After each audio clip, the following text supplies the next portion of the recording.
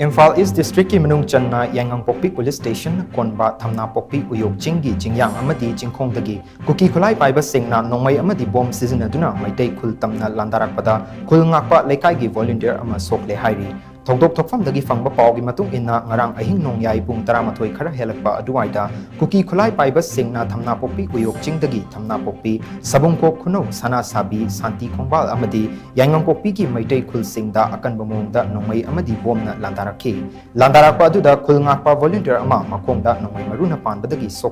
soklaba Khul Ngakpa adu hojik jenimsta laikanari hairi Kuki Singna nongmei amadi bom sijinaduna chatharakiba attack aduda yum kaya nongmei amadi bom machetna panbadagi akai atoi thoki Kuki Khutlai Paiba Singna Landarakpa aduda Khul Ngaknaba leiriba state force amadi Khul Ngakpa Singna khut anduna ngarang amasung ngasigi lonaba ahing nongyai pung